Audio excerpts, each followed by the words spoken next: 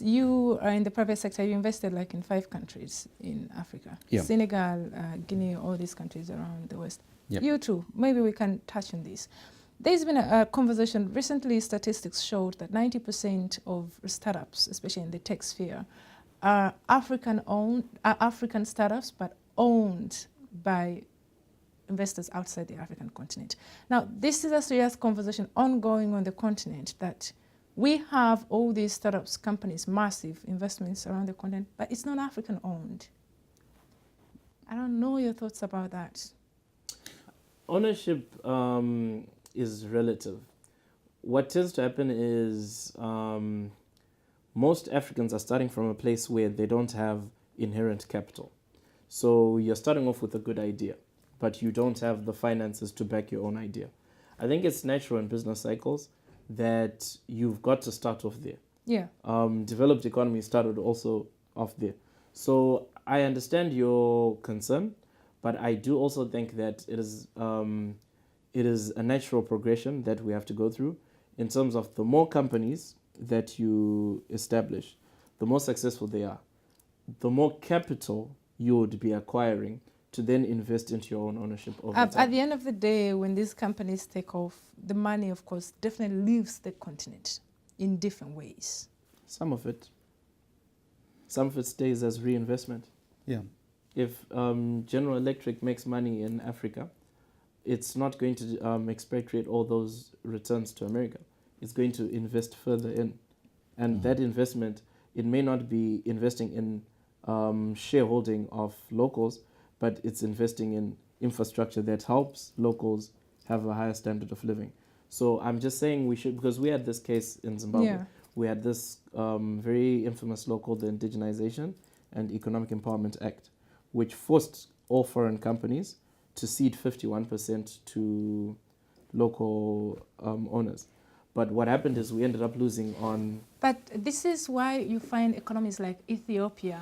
I'm sure this is the same law in Morocco. At some point they say foreign company, no, 51% locally owned. No, and this then, is not happening in Morocco but at this all. is happening like My in argument Ethiopia. is it was wrong. It's not an effective way, because what you want is not just ownership. Yep. Wealth isn't just your stock ownership in a company. Wealth, if you're going to be socio-economic about it, is job creation. Absolutely. So you have to open up the market. Absolutely. It So doesn't that's matter what the I'm saying, that percentage. I would actually tell you that a lot of, if you're going to speak to a lot of Zimbabweans who did experiment with equity laws, we will tell you, and we're just beginning to appreciate it, that there's more value than just ownership of a company. Your country will benefit more in terms of employment, in terms of knowledge transfer, than just saying we insist on Having 50 or local 30%. ownership. Yeah, this doesn't exist in Morocco at all. I mean, in Morocco you can invest, you can get your money out of Morocco. It doesn't This matter. is no problem. And this has been a huge trigger into more investment, more confidence in the country, more stability in terms, stability, Morocco is a stable country, but in terms of investment, people are having more confidence. Let's say, if you take the last couple of years, we were exporting 0 cars. Now, exporting cars is the biggest export we have from Morocco, because we not only give 100% ownership to international investors, no, we help them invest in our country. So Morocco is helping them. Morocco as a state help them invest with them. And so now, for example, in north of Morocco, we have a huge facility manufacturing cars, and they are exporting all over. And in really, really few years, the export of cars has become the first export item we do. And this is happening because the state understood that he should not only encourage but help these people understand the environment, the business environment, and they facilitate the process for them. And also not for them, because now it's a joke. We understood finally that sometimes it's a joke to go to a big company and say, hey guys, come invest at our country. if you don't make your case all the way, so for now, for example, not only Morocco is helping these investors to come and say, we'll give you, like, for example, the facility place in a free zone or something. No, but we also help your suppliers to come and invest. So, for example, we have like some international brands, automobile brands settling in Morocco. So we are maybe going to have 3 based in Morocco. But we help their suppliers to come in, and we help them to settle and to do business with their clients. So this is a whole cycle in which Morocco is acting. What we gain from that is, this is value. As my colleague said, the value is not only in ownership, but the value you create around jobs. So the thousands of jobs created for that, it's really, it was stunning for us. I mean, in Morocco, we are quite surprised by that. Not and just that only in automotive, but also in other aerospace. sectors. Yep. Yeah. And not just jobs, but even the most important thing that Africa needs right now is knowledge transfer. Yeah, so the fact absolutely. that you have an automobile company and the fact that it opens up a plant, the next thing is it could be investing in a local university. So what you've just done is you've created a whole new intellectual creation which wasn't there in your country. The point of emphasis is ownership matters to an extent, but it is only one of multiple other opportunities that you get from having businesses operate in your country. Yeah, and sometimes it helps to adapt what has been there. For example, when Morocco tried to attract these big guys in automotive industry, they came and they say, okay, but do you have employees for that? Labor. So, okay, we have labor, but we have classical, if you want, training. So we should adapt. So Morocco invested in adapting all these people, in adapting the education and the training of all these potential employees. And so the investor came, he didn't even have to invest money in training because the state did it. The state offered the training for the investor. Yeah. So this is it's quite rare. I mean, this is the way now we see how to help an investor come, because now, as you can imagine, everywhere there is a huge competition to grab investment from all over. So this is the way that we are doing it, and we are quite succeeding. That leads me to the Continental Free Trade Area. You're familiar with it? Yeah, I've just heard about that. Yeah, it's like it's bringing together all African private sector players, you know, to move freely around the continent, do business partnerships, and people are proposing. They're actually also proposing the African passport, saying this is one of the easiest way to help foster this kind of partnerships. But my question is this is really awesome, so great. One of the things you mentioned is that when we are attending these conferences, the conversation is here, very little about Africa, you know, comes really down. It's seldom do you hear Africa and this and this. Is there a chance that if we come together, a market of 1 billion people, you know, Morocco, you've been trading a lot with Europe, but now, you know, with the Continental Free Trade, we expect more investments to flow in other African countries. Do you see a chance for the African continent to compete on the global stage? Competing on the global stage is an ambitious thing, I think, for now. But this could come if we do more business together. I think African business, and this is what's happening. And I think at least at our country, we've seen this concept launched by the king called co-development. Yeah. And we really should work together, guys, so we can have a development to all of us. And this is why you see this private sector adhering to this philosophy and now going and investing. And I think this is a pragmatic way of doing things. And this is why Morocco is now in the process of discussing going into the ECOWAS.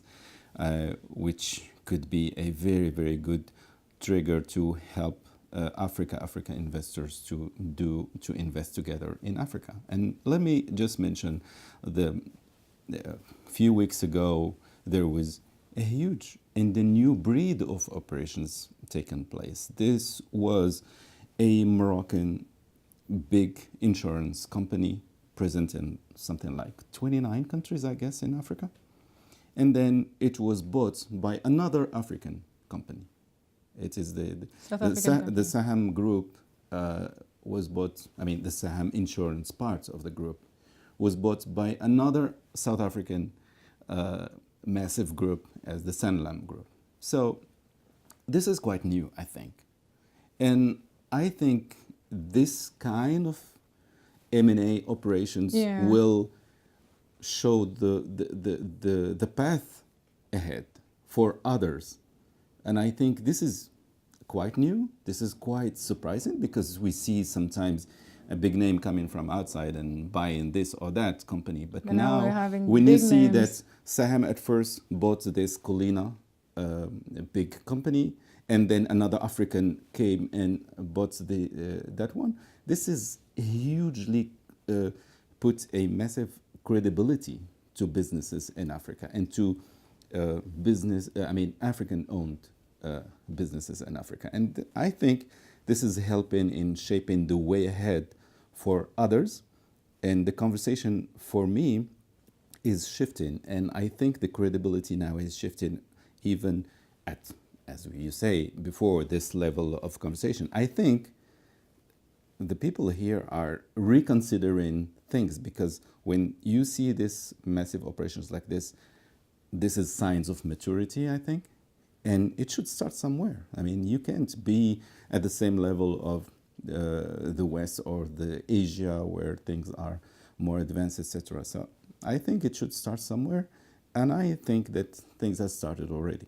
I think I agree as well. The only issue now is to think of if you're going to try and harmonize your trade, I think also you then need to look at harmonizing your standards and regulation. Absolutely. So that, for instance, products that are made in Morocco, you can be sure that they're of the same standards or there's parity with products made in Rwanda.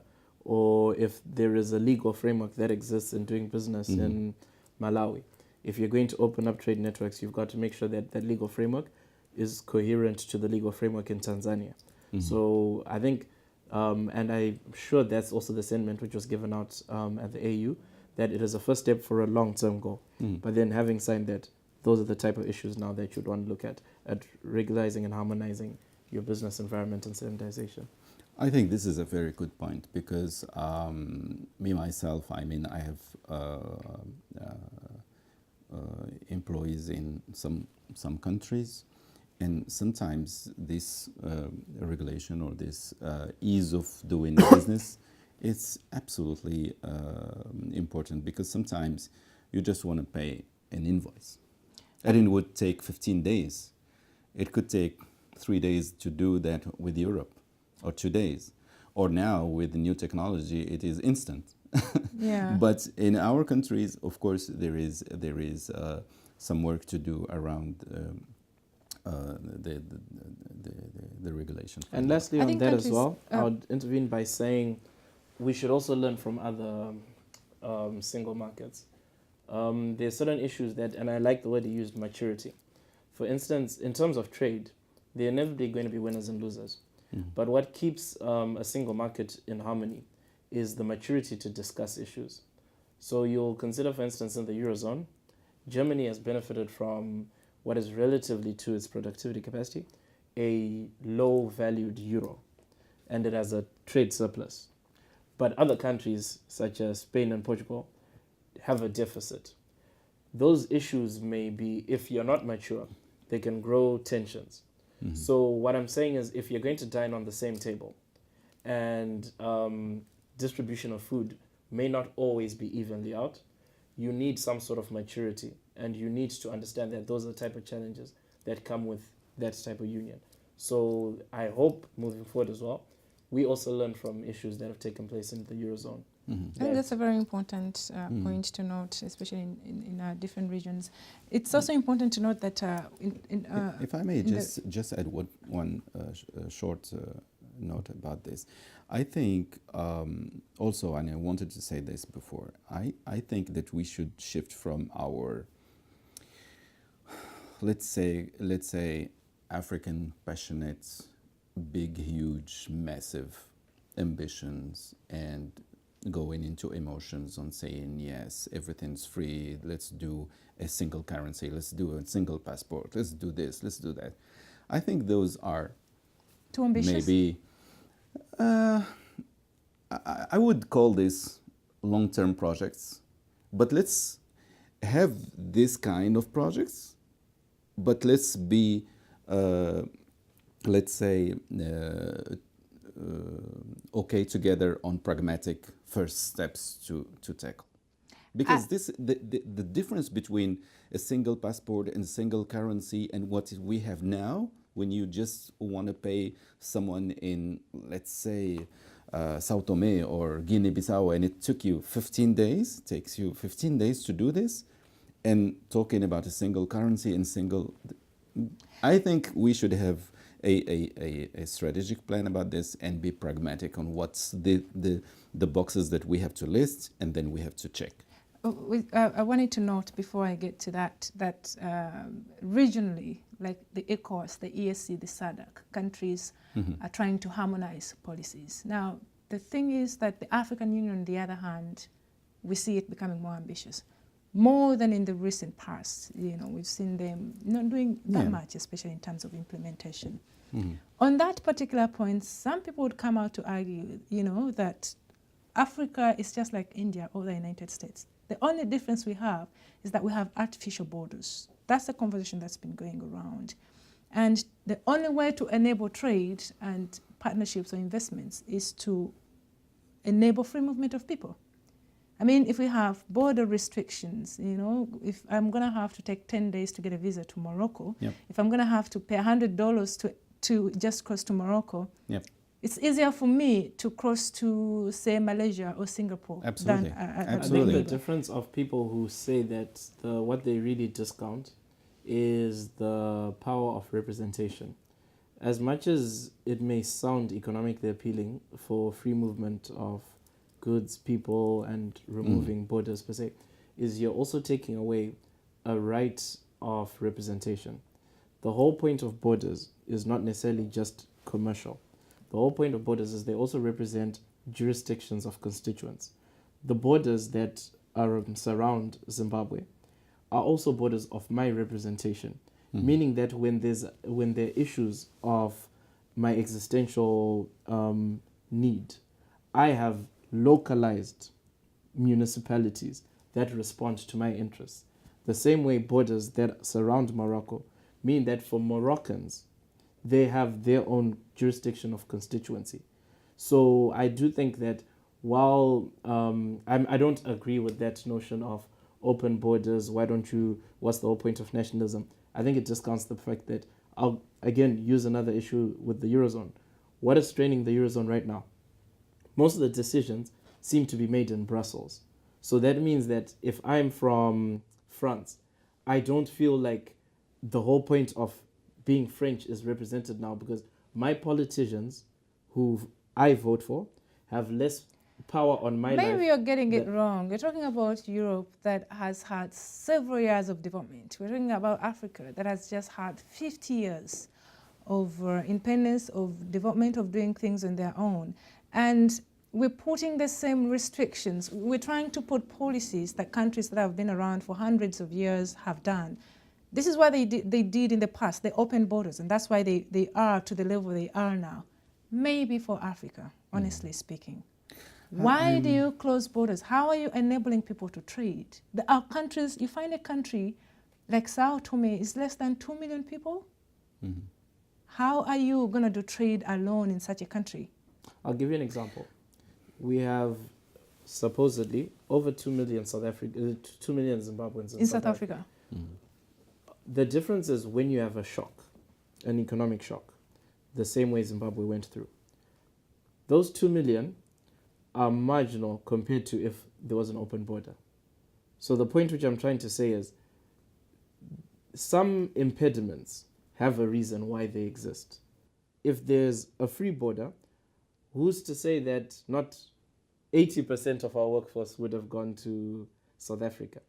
The point is, it would make sense for South Africa to have those custom binding things for the protection of the local workforce for South Africans. This is why I'm just saying that there are ideals of socioeconomic harmony, but we have to respect the protection and benefits of different constituents.